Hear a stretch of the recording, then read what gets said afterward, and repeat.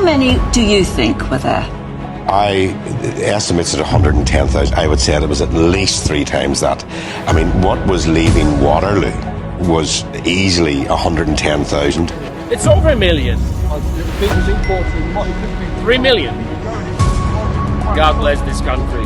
This is the largest gathering and protest in our country's history. This has never happened before. This is a cultural revolution that you're witnessing in Great Britain. The reason millions took to the streets in the UK is because we're fearful. We're fearful of what's happened to our culture, our identity. Do you know who had millions chanting Christ is King?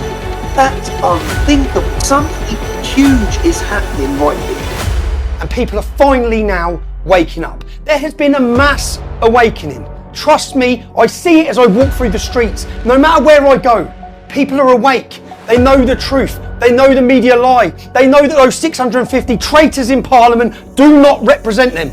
They do not care about you. Britain is awake. That we, the British public, are awake. That we're ready for the fight and we're ready for the battle. We're not going away. You are not demographically replacing us. You're not silencing us on this issue. You can imprison us. You can attack us. You can use your weapons of the media. You can use the totalitarian state, the corrupt judiciary, and still we fight back. We come back stronger every time.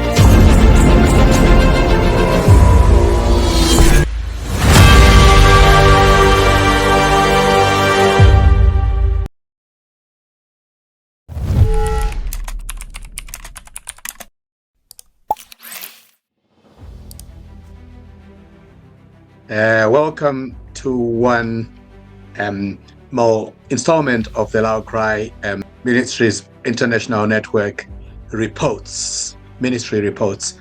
This year, as one of our biggest projects in the year, we attended the Freedom Festival March, or a rally in London that was organized by many groups, I would say, but it was a patriotic move with political nuances, but also average people were there. They dubbed it the Freedom Festival.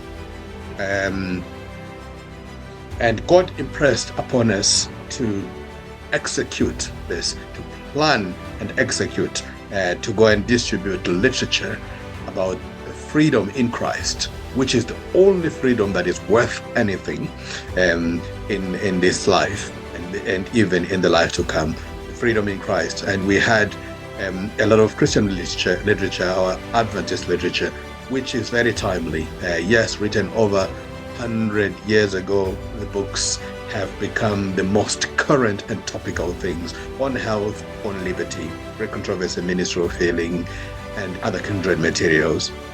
So as soon as we heard about this, we knew, one, it was going to be big, and two, it was going to be unmissable because it presented a very large opportunity for us to do God some service. And God did some marvelous, wonderful things beyond our wildest imaginations and dreams. And this, by far, in my humble estimation, was the most important mission thus far, not least because of the numbers, but also because of the issues that were at stake. Freedom, in short. Yeah, so how the day went was amazing. As the crowd started coming, we waited for them from the morning. I think for me it was, and my brother, 4 o'clock in the morning, and it was only starting about 1 o'clock. And by 1 o'clock they started trickling in. But then they came and we were swamped. And as soon as that happened, like I said already, it was very difficult to navigate, but God opened ways for us to work. And the supply of books would be given. As soon as you give it, the phone was ringing off the hook. And navigation was an issue. But the phone was ringing off the hook. We finished the book, can we have some more? We finished the books, can we have some more? And we have to supply some of the teams, probably more than 5 different teams in that whole crowd. It was very hard. And then some people got a bit tired. Later on, they left. And some of the audience as well were leaving. And just as we had a little bit more gaps in the crowds to be able to work, we did one final push, and we went and collected quite a few boxes of books. And as other brethren had left, because they were leaving from all directions, so you can only attract the attention of the people who are immediately next to you. But the others were going empty-handed. And as soon as the other brethren left, God supplied a fresh, whole new team that came to help in the last push. And it was amazing. God knows exactly what is needed at every turn, and God supplied the means as well as the boots on the ground just as they were needed, and it was so glorious. It was a remarkable opportunity to distribute books in this free speech rally in London. I had never seen such a vast sea of people gathered in one place. It was a special opportunity for evangelism. 3 million people shouting and chanting among the many chants, Christ is King. What is that telling you? This is in a country where the BBC for the past 20 years and all the media outlets and all their think tanks were saying Christianity is on the decline. To hear those words, Christ is King, how often have you been to a march of any kind and you hear from the platform, Christ is King?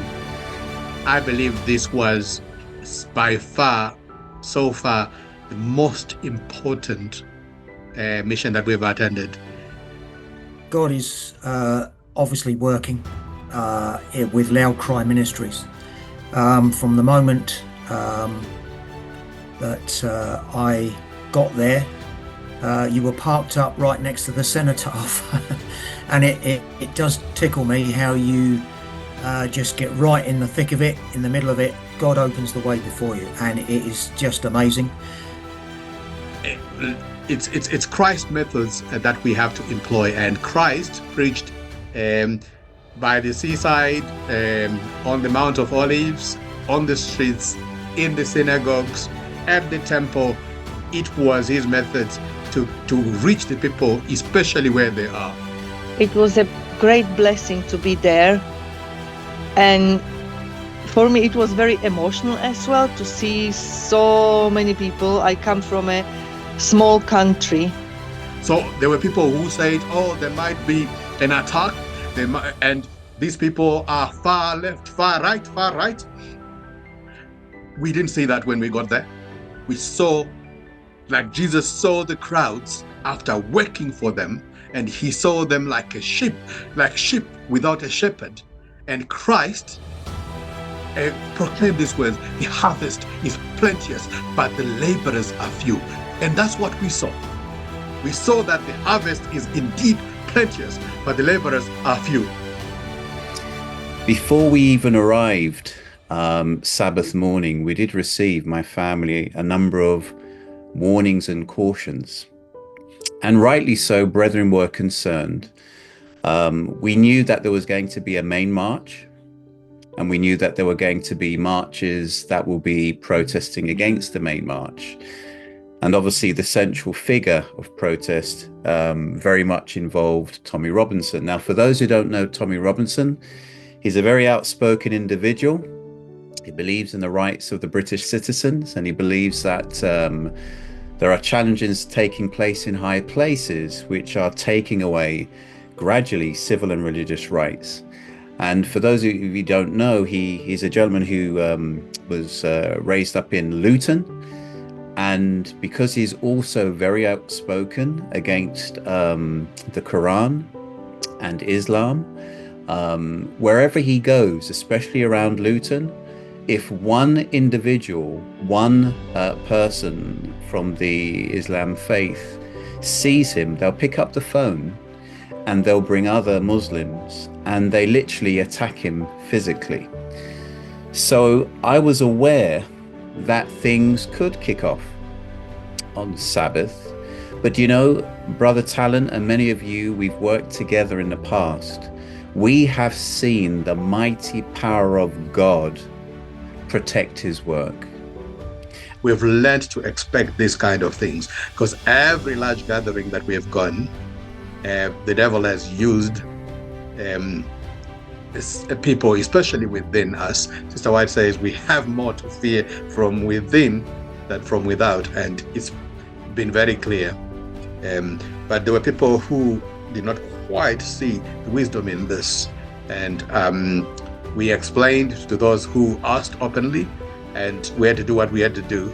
But what I want people to know, especially those who were spreading these things in groups that we are in, it has got a tendency to weaken the hands of the workers. And I can testify with my sister, during the time we were on the ground, we saw no trouble. Everybody was well behaved, and that's because God's Spirit, and there were many, many prayers that were being uplifted to God. And I just wanted to say, given the political nature of the gathering, although it was not fully political, there was a lot of well-meaning brothers and sisters and even naysayers who were talking about us not going and why we shouldn't go to such a place. You know, people are scared. I don't know what they're afraid of. When you're in God's business, there's nothing to fear. But we just got to pray for that God will bring in more workers in the vineyard. If you continue to get your cues from mainstream media or multimedia and legacy media, all media especially, it is a shame, it is sad, but if that is what we continue to do, we are putting ourselves, brethren, in a position where we will receive the mark of the beast. And if you doubt me, look at the crumbling COVID narrative and look at what they are still saying about it and what they said then. The only thing at best that mainstream media will do is to mislead. I felt very safe. We didn't have people were peaceful. You know, people were not looking for conflict. That's what my perception is, and I felt God protection. What I saw was typically it's those who have never gone with us on the battlefield or on such events that had a lot of negatives to say. Unfortunately, I would say that this is probably one of the most pivotal pieces of work that we have been involved with. And we went in the spirit of 2 Timothy chapter 1 verse 7, which says, "For God hath not given us the spirit of fear, but of power and of love and of a sound mind." So we went not in the spirit of fear, despite the supposed dangers. We went with Christ, and as we prayed, Christ had mercy, Christ delivered. It was just quite miraculous how it all worked out. And you know what? I was so happy for my preconceived idea to be pretty much wrong. Not to say there aren't people there who are, off, if that makes sense, not great people. Or like there might be racists, there might be. But my experience was that there were so many kind people, and they were like, thank you for being here. Or they'd say like, no, thank you, I'm already Christian, if I offered them literature. The crowd was so immense in one moment that once you just step in, you could only move with the flow. And there was no way to go to the right or left, but I actually felt safe. I felt the God's protection. And of course, to the response of the books was overwhelming, I guess. Books were disappearing as quickly as our brothers and sisters could bring them. I'd like to encourage those brethren who have not seen these events to come and see it for yourself. There is a difference. Trust me, I used to like all my Skies and BBCs, but I've been to events where what you see on the ground and what they report is the total opposite. And that's been happening for years. I'd like to say for myself, as early as, say, 2017, 16, there's been big events where you can tell this reporting is highly curated. So this is the reason why you need to come and see things for yourselves, make your own assessment, pray that God leads you. I got so many smiles. I even got a drunk person giving me a hug. It was really funny. And so you have a bit of football, supporters, singing loud. But I wanted to tell the brethren to rest easy, because he who has commanded will see this work through. And Sister White says at every large gathering, and we are not even going to all of them. It was quite amazing, actually. It's funny, but I kind of actually felt safe. Like, I felt like even if I was in trouble in that crowd, that someone would help me, if that makes sense. There was different, army people there as well, which is amazing. I'm really encouraged that there were so many people helping. Many hands make light work, and so I was really, really chuffed that lots of people turned up to help. And that's the only way we can get the books out is when we got the numbers of foot soldiers on the ground giving out the books. So yes, the books were, and the boxes were going like no tomorrow at one point, and we couldn't keep up. We had a few people come from many different countries as well.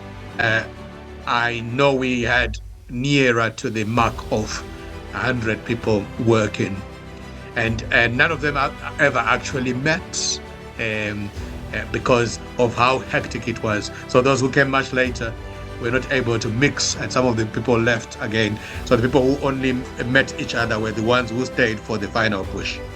Our actual brothers and sisters had just to return repeatedly to collect more and more books. And at times, of course, brothers were stuck because there was a crowd which stopped moving them entirely. That's how busy it was, just to give you a picture if you were not there.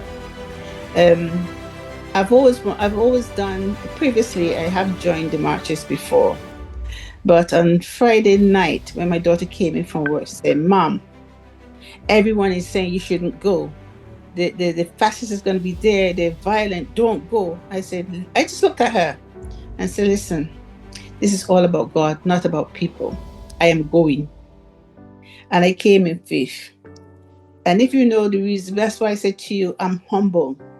If you know what happened to me this said time a year ago, I was in hospital with a massive bleed in my eye. Came out and I couldn't walk.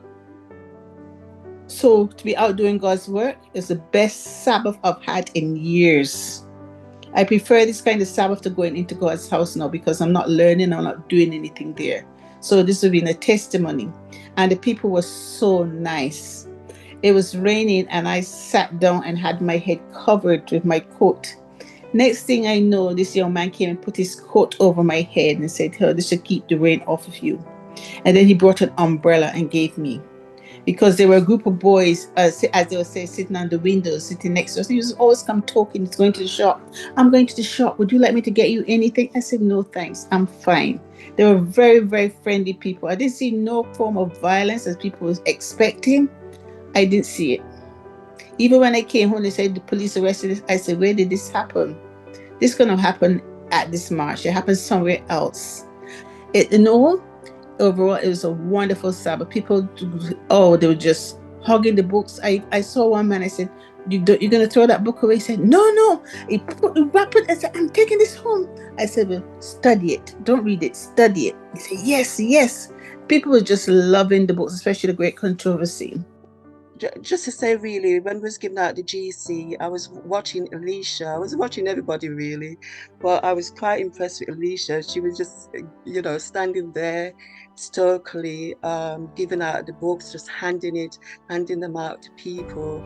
And there was no fear. She was not fearful or, I know she's been going for a few years, so she was a regular. And all the other people that I met. The nature of the event and the crowd it attracts is so much so that these are people, while it had MAGA nuances and mega nuances with Tommy Robinson right front and center, this was not about Tommy Robinson, neither was it about MAGA or mega, because people who come there are generally people who see what's happening in the world, are worried about the new world order and its impact on them personally, economically, socially, and even spiritually. They are seeing this and they're looking for answers. There were so many Christian people that came. In fact, I was looking out for people that were wearing Christian chains around their necks. And as soon as I saw that, I used the words Christian free book. And people literally couldn't wait to grab hold, especially of the Great Controversy. People are shouting on the streets, Christ is King. Think of it whatever you may. Some people are saying it's a false revival. I could agree with you. But it can only be a false revival if we don't do our duty, because that alone is telling you that these people are ready to hear about the message of Christ. They are resisting these things because they know something is wrong. It's just a lovely feeling being amongst your own people, giving support to one another. Like what's been said already, there was lots of the crowd was very, very friendly. Thousands upon thousands of people, really. It seemed like we were in the center, not too far from the stage. We were in the center of it all, really. People were just standing a breath in distance away from us. It was almost like a carnival feel to it. People were very happy, smiley, and receptive. So I would encourage people who are fearful, don't be scared. It's a brilliant experience, to be out witnessing for God, and it's important that the message goes out, and this is a time where God's glory is filling the whole earth, really, I think. So before they start to block off avenues, really all need to take time out to witness, do our part. There were books that were going out in seconds. I think our only weakness was because the crowd was too big. We couldn't move quickly enough, and we couldn't replenish the books enough. Our books, I will quote Sister Lisa, who said, our books could have been a drop in an ocean, as a grain of sand on the sea, and we had access to them. Overall, the majority of the crowd, in fact, all of the crowd, were very kind, very conversant. They were cheerful, and many of them said, thank you for being here. You guys are doing a good work.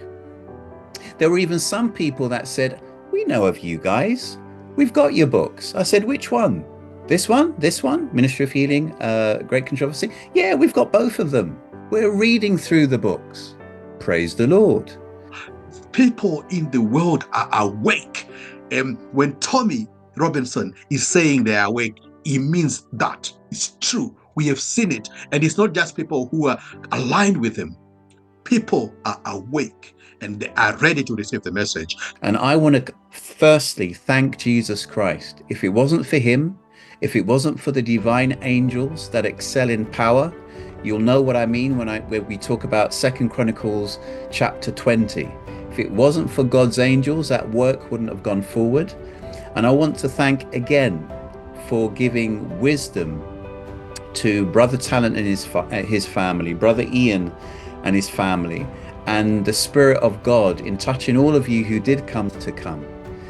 You know what bothered me is we were there giving out the books, and I went down the road towards Waterloo, and the amount of people were coming, and my heart said, Lord, what about these didn't get anything? You know, there were no books. Well, they were far from the books, but I think of the people who did not have any book. We can't reach very far all around, but the crowd,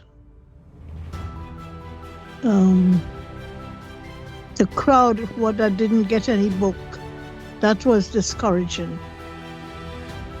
The harvest is plenteous, but the laborers are few. When I went with the box up, I actually kept going up, and so I decided just to give away the books while walking, and they went very quickly. I didn't go far with the box, so people were so keen to take the books. We worked smoothly. It rained so many times, but we just kept still. We protected the books, and as soon as the rain dissipated, we continued to distribute. Brethren, this was a most wonderful work. And, you know, even my daughters, you know, of course, as a father, I want to protect my daughters in any situation, but they had the most marvelous time in their engagement with other people. Let's hope and pray that hearts will be convicted for God's truth and that they will join us in the last push of the three angels' message around the world. Here's the announcement. We are praying. We are calling upon you. One day, come and join us on the streets. We are calling people from all over the world. By the way, the 100 people that came were from all over Europe, some of them from even United States. We had about 100 people helping. That was still not enough. We gave out 5,000 books. That was still not enough. We need more. And they are now organizing a Unite the West. So if this was roughly about 3 million people, imagine what that opportunity means. And for those who feared that these would be far-right people, they were not far-right, and they were very willing to receive the gospel as it is, Christ Jesus. Actually, maybe during this mission, I didn't have lots of opportunities to have extended conversations, as people were constantly moving. Occasionally, someone from several rows back would stretch out their hands and to receive a book, Great Controversy or another book. And often when one person took a book, then would spark a ripple effect. For example, others nearby are asking, what is this book about? Is it free? Can I take one for my friend, for my relative, for my neighbor? And of course, I did maybe a brief conversation with a woman from the United States who was holding a photos of Charlie. And I encouraged her just to read the Great Controversy, explaining that the book would bring her comfort and she would understand such events, what was happening in the US and around the world. The Friday night, I was bringing a few more additional boxes to add to those that Brother Talent and Brother Ian brought into central London. And as I was coming in, it was just so beautiful to see the rainbow that was spanning over the M40 as I was traveling into London. And that Sabbath morning, it was wonderful in my devotional just to hear the words of Christ, where he told his disciples, do you remember when they were in a little ship, there was a storm, you know, peace be still. I knew that Jesus Christ was in full control. Many things happened which were such a blessing, even before we relocated from that beautiful spot just outside of number 10. And we did pray that God would find an alternative for us. And wow, didn't God provide an alternative positions for us? But just before that happened, there was a mature man that joined us in our circle. We're about to have a prayer. Many of you were may remember where we were about to just literally just place the situation in God's hands. We were told to move on, and a gentleman just joined us. Now, I never met this gentleman before, and I assumed he was a Seventh-day Adventist, and maybe somebody else knew him, or Brother Talon. Maybe he knew him. So he joined us, we prayed, only to learn that he wasn't a member of our church. He obviously saw us that we were praying, and he felt compelled to join us. He was actually part of the media team that was setting up for the messages on the main platform. His name is called Alan, and he simply said to me, do you know what? I'm not sure if Jesus can forgive me of my sins.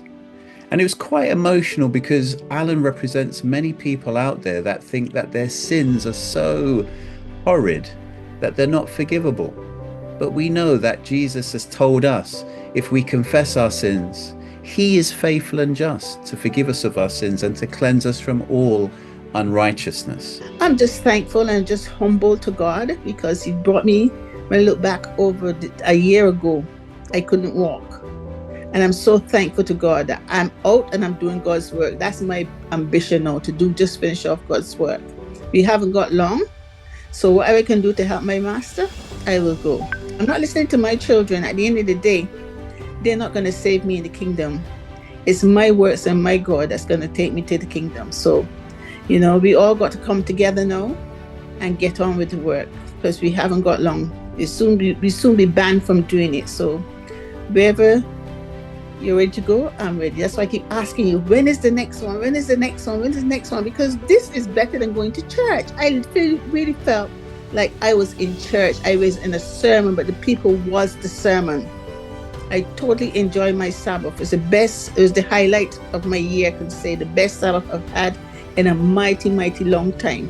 So I'm thankful to God, And I have never heard before, during other meetings or rallies, that people are coming and we were hugging and we're telling, God bless you. I don't know how many blessings I received, cannot count, and I think all those people were, as Brother was telling, I think were Christians, and they were interested in the book. We were constantly running out of books. So we were going back and forth to get the boxes. And at one moment we got stuck in the crowd because the police wouldn't let us go. So we were stuck there maybe for half hour. But then I managed to get through somehow. And I was looking for the group that I was with, but they were gone. So I think police moved them somewhere, because they moved them before. So I took the box, and I had one box, so I was carrying it up the road looking for where they could be. And it was getting really heavy, so I stopped and I put it on the wall. And there was a young man and his girlfriend. She was sitting up. People were sitting up on the, up on the windowsills, quite high up. And I just put the box down there to rest my arms. And he said, what have you got? And so on. So I told him about the books. And I hope I give him correct information, because he said he was from Scotland and his girlfriend. And I said the book mentions John Knox and Reformation in Scotland as well.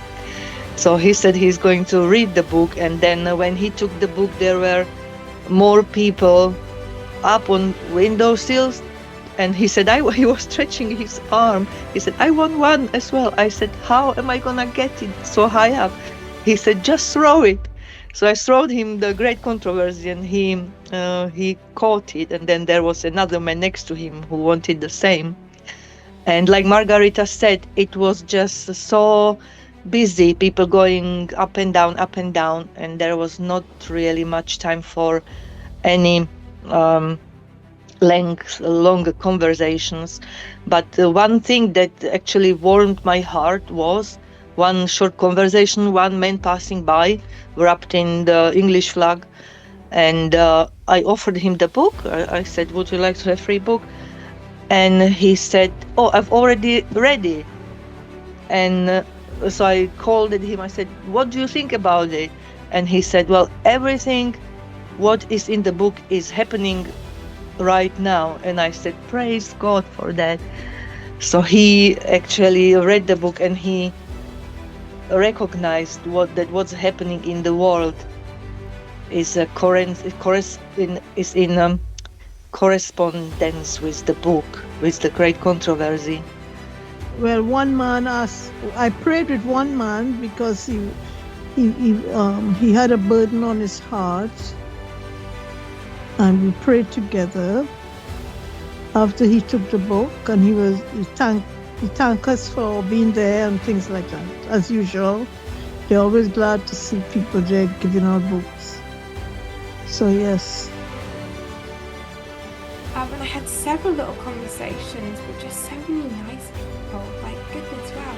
So many Christians with different types of goals. And two experiences that popped out in my mind was one when an Orthodox Christian stopped by to chat with me, and he was talking about how he believed the mark of the beast was like the chip in your hand, right? To do with money. And I was saying to him, but is this all just like about money? Is this the real issue? Is this the real, problem, the thing? Isn't it our characters? And although I know others of us here could have done a much better job explaining it, I just said, God, help me with what I can express right now. And the other, and that was a really lovely experience. I think his name was, I'm not sure, I think it was James. But we had a lovely conversation. I think he might be Irish. I think he used to be Roman Catholic and now he's Orthodox Christian. But that was really nice to interact with him. And then there was this other guy. I was giving out these pamphlets. I thought, okay, no one's going to take it, or maybe people won't want to, because it's very specific. It says something about Seventh-day Adventist Christians. And I thought, okay, I don't even know if this will set well with other Christians. But like, oh yeah, that's a good point. We actually had run out of books several times, and like, oh my word, Auntie Tandai, Tion, and anyone else who was bringing books over to where we are, thank you, because genuinely, like, they kept disappearing so fast. Like, it was crazy. Anyway, at the end, I was giving out some leaflets with my new French friend and a few others, and it was just so lovely. And anyway, back to the story. So I had the leaflet, right?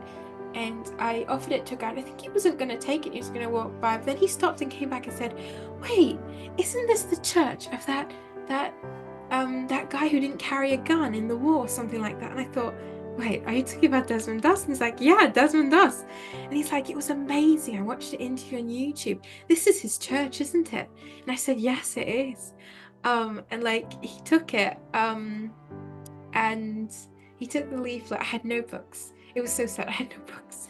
But anyway, he took the leaflet, and I was just like, oh my word. Like, if we're where God calls us to be, regardless of what people think, regardless of what the media says, regardless of opinions, and we just do God's work no matter where, like, he'll bless and he'll bring the people. This is not the time when we can be ashamed of our true colors. We can't let down that banner of truth, which is the everlasting gospel in Revelation chapter 14, 6 onwards. We can't renege on preaching the fourth angel's message, Revelation chapter 18, especially from verse 1 to 4. So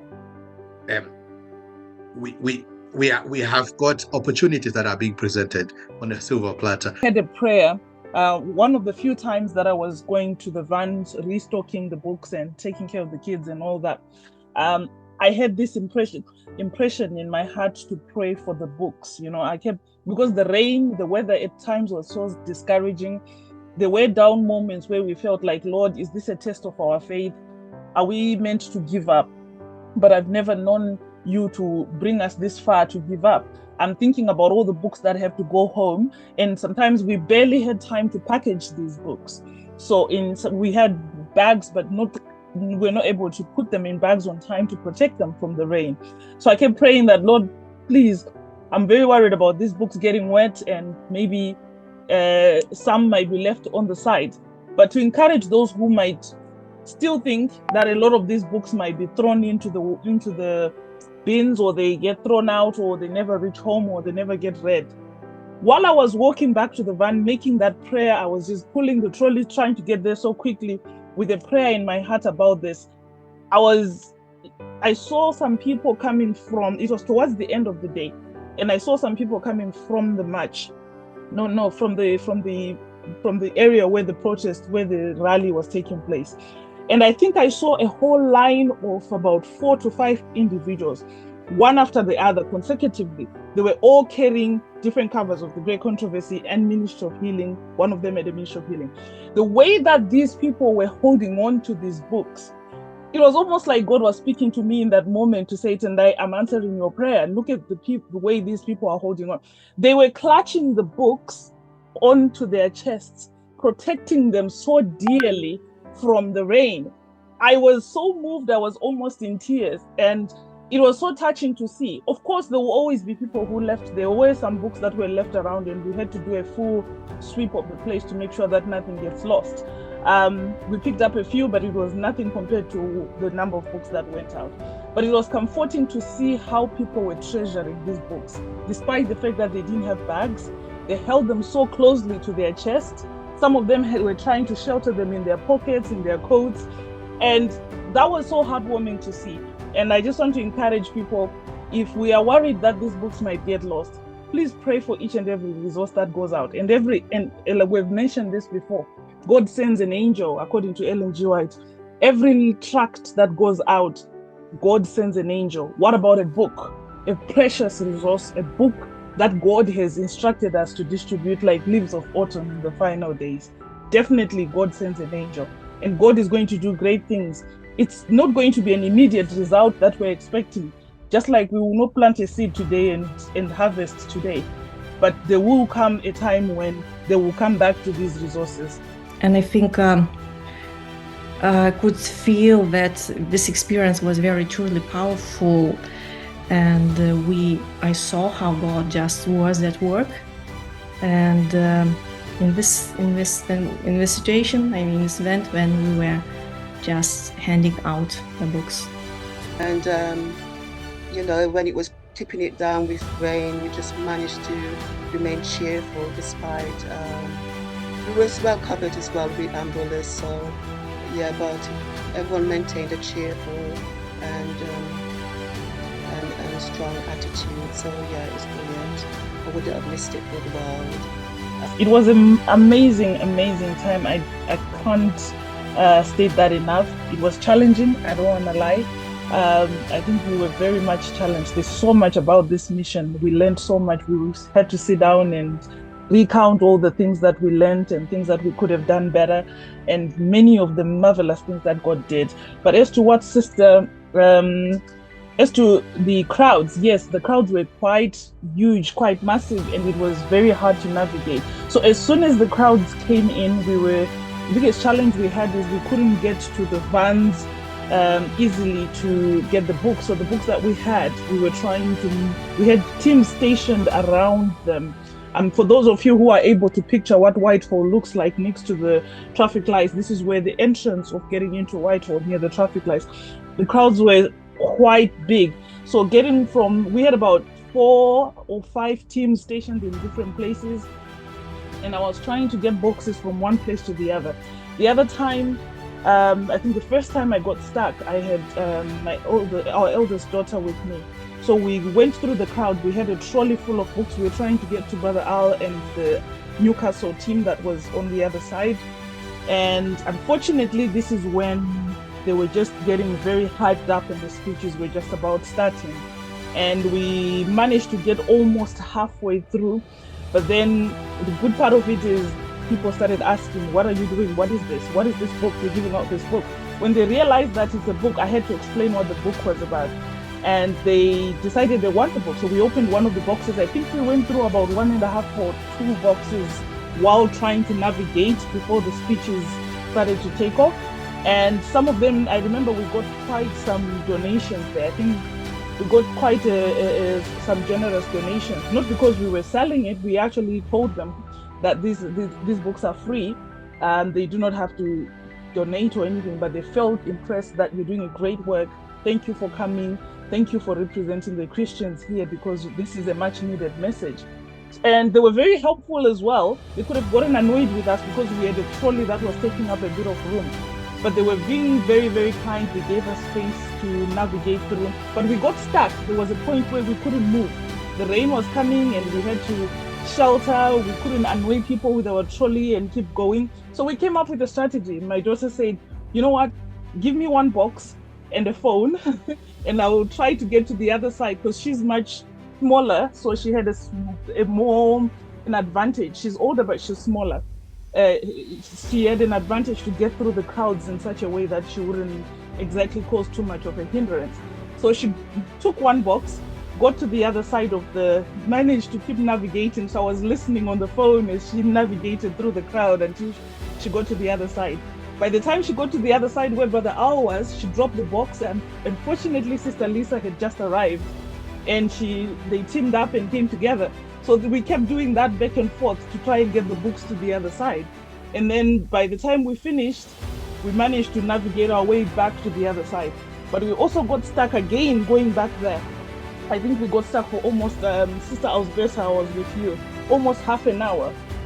It was really hard. I think we got stuck about 2 or 3 times. One of the other interesting times I got stuck with you, Sister Ausbesa. I think it was one of the times that you managed to navigate your way out. I don't know how you managed to do it. And then I was stuck in the midst of that crowd. So the police were saying, we're not letting you go. We want to make sure that one way of the traffic, it was a 2-way traffic system. They were only letting the other side of the traffic go, and they were blocking all the other traffic for an indefinite period of time. So it was causing a lot of frustration. People were getting frustrated. They wanted to just push their way through, but it wasn't that simple. So, and then people asking, what are you doing? What's that box? And then I managed to give out some books there, but I didn't manage to finish the box. And then people were like, so you were giving out this book. I think I know about your book. Somebody confessed that they know about this book. This is an important book. You're doing a great work. Where exactly are you going? I was like, I'm going just behind the police. So I wasn't going very far, but they wouldn't let me go. So they managed, they created, I can't remember, they created, they said, you know what, we're going to try and get you out of here because you are on a very important mission. So what we're going to do is we're going to create a highway for you. And as soon as we create a highway, we're going to make some noise. And as soon as we make the noise, the police are not going to know what happened. And then you just push through and just go. It was quite strange. It was very funny. And they managed to do it. There's a term that they used. I can't remember what the term was. And it was, I don't know, an inside joke, something I can't relate to. But they were saying, you have to go and give out these books. People need your books. You can't be stuck here for the next 2 hours. You need to go and give out this book. So unfortunately, I didn't manage to get through because there was a policewoman who realized what was happening and she blocked the whole thing. But God created a way for me to get out of that crowd, reversing my way back, basically. So God created another way. But it was interesting, and the crowds were very receptive.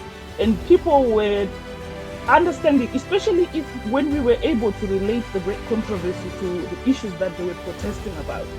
To me, that was a highlight. There were lots of highlights. I'm not going to go over it for now. But when we managed to talk, it's chapter 35, liberty of conscience threatened, talking about the powers behind all of these civil and religious liberties being taken away. They could relate to that and they wanted to read it.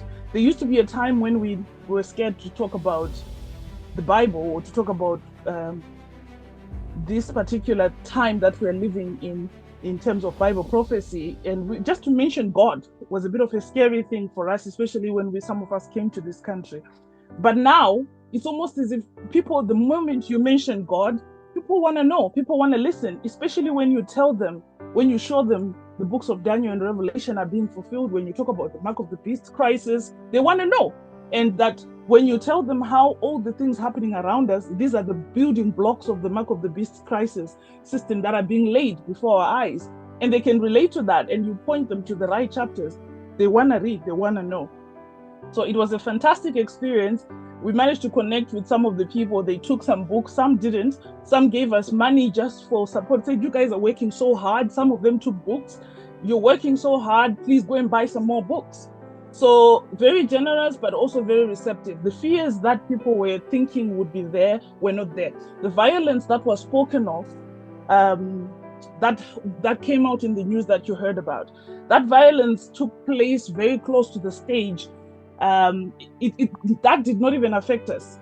I don't think it affected us. It didn't affect the work. Most of us didn't even see what happened.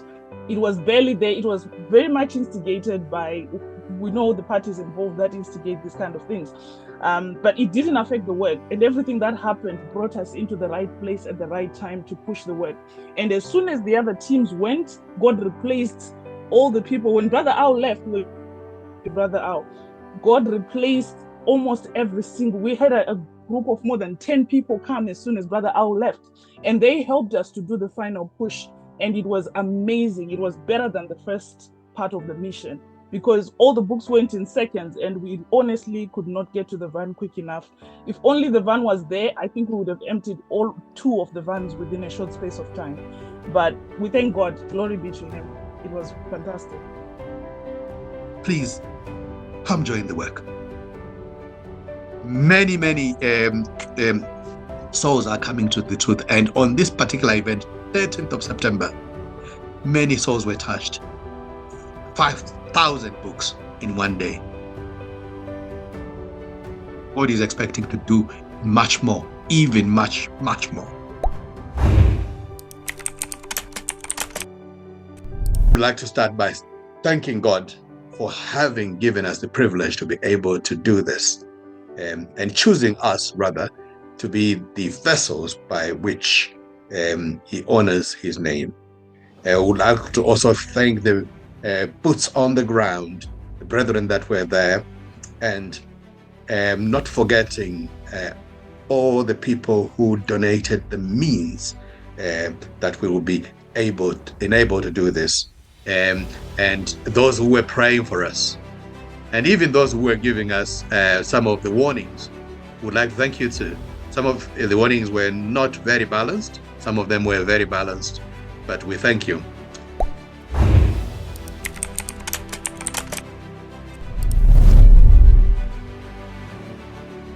Sister White says, as soon as you start this in a small way, you will find means flowing in.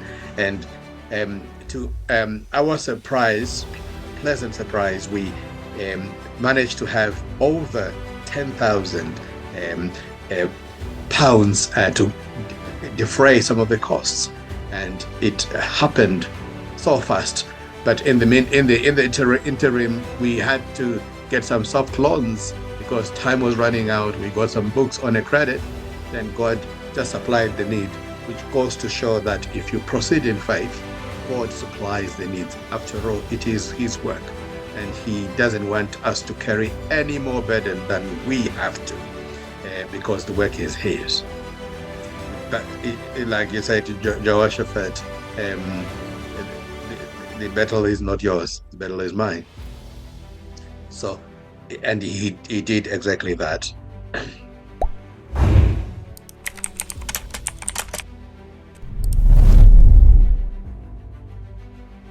We gave out more than 5,000 books, but the advantage is we still have some more to carry on for a little bit. But what is this telling you, brethren? It simply tells you that a lot of your help is needed. A lot of financial means are needed. This work is growing, and it's growing, almost rising to fever pitch. Mr. White says, the loud cry of Revelation 18, the angel that fills the earth with its glory, is going to be fulfilled in a large proportion by the spreading of our literature. And the work of the loud cry is not tomorrow. The work of the loud cry is today. We've been saying this for a long time. Continue to support this work. Donate. Large sums are going to be needed. This work needs to go as quickly as possible. Just so you know, if this Brit card and digital currency comes, this kind of work will automatically slow down or stop. We'll have to find ways of doing it which are different, and God will open other avenues. But this is why Sister White is saying the work that we have not done in the time of peace and relative safety, we are going to have to do in the time of trouble under the most discouraging of circumstances. And that's also what has kept us working over the years, and we've been doing this for more than a decade, and the work has been growing from the start when we started very small to now being an international network. And may God be praised, because it is His glory that is that we seek, and it is this glory that is being elevated. So this is a very expensive mission.